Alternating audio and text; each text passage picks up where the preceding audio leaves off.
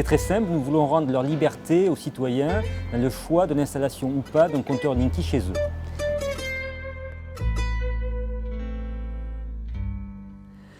Tout commence par un mensonge.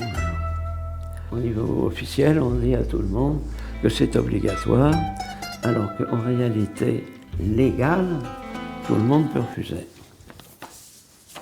Alors maintenant, en dehors de ce point de démarrage, on peut parler d'une façon un tout petit peu plus précise du Linky lui-même.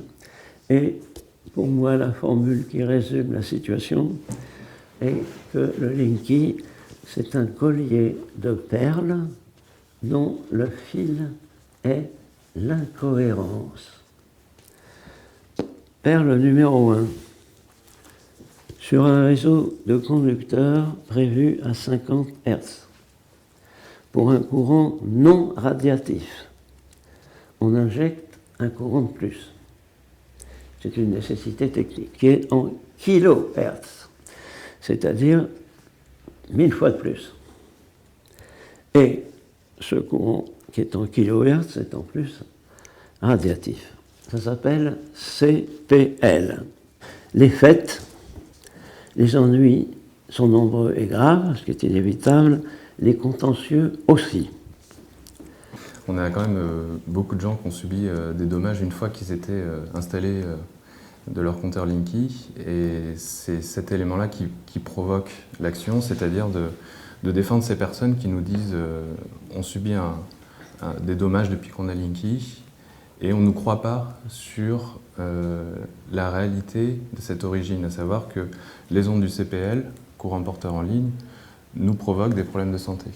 Et donc le procès, c'est justement pour apporter une preuve de nature judiciaire, une preuve solide devant le juge des référés, pour montrer qu'effectivement, ce que dénoncent ces personnes qui ne se connaissaient pas avant, qui n'ont pas préparé quelques plans que ce soit, qui, venant de toute la France, là où il y a eu des postes de Linky, ont subi ces symptômes, et de montrer vraiment la réalité du préjudice qu'elle subit et de son lien de cause à effet avec les ondes du CPL.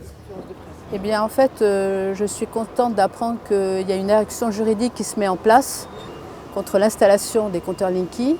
Ça devient extrêmement préoccupant puisque de plus en plus de gens, une fois que le compteur est installé, sont obligés de partir de chez eux. Dans un premier temps, ils ne comprennent pas très bien, ils vont dormir ailleurs et ils s'aperçoivent que de toute façon, ils ne peuvent plus rentrer chez eux. Je suis dans un immeuble HLM.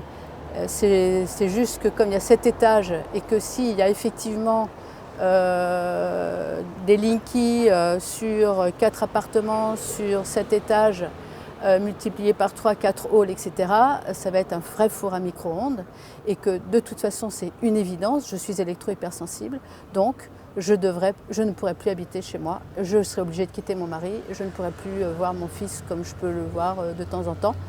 Je veux dire, ma vie déjà est quand même un petit peu difficile et compliquée et je suis arrivée à peu près à m'organiser en ayant blindé l'appartement pour que ce soit vivable. Avec ce compteur, c'est terminé, c'est fini. C'est-à-dire que je serai obligée de m'exiler et je trouve ça absolument terrifiant. Dans les différents documents que nous communiquerons aussi des constats d'huissier qui seront faits en double aveugle et qui montreront que ces personnes, en présence d'un compteur Linky, souffrent de troubles médicalement constatables, objectivables, et cet élément sera un élément de preuve. Ça ne sera pas le seul. Nous évoquerons aussi les déclarations de la direction d'Enedis sur le fait qu'ils veulent devenir un acteur mondial de la gestion des datas et du profilage des consommateurs. Donc nous allons avoir tout un tas d'arguments et de preuves qui vont être d'autant plus pesantes, qui auront d'autant plus de poids que nous serons nombreux. C'est l'intérêt aussi d'être plus d'un millier, c'est que lorsqu'on va avoir un ou deux cas, on pourra dire que ce sont des cas isolés, quand on aura quelques dizaines, voire quelques centaines de cas de personnes qui sont malades depuis l'installation du compteur, on aura un argument qui permettra de mettre au moins une corrélation entre le compteur et l'état de santé.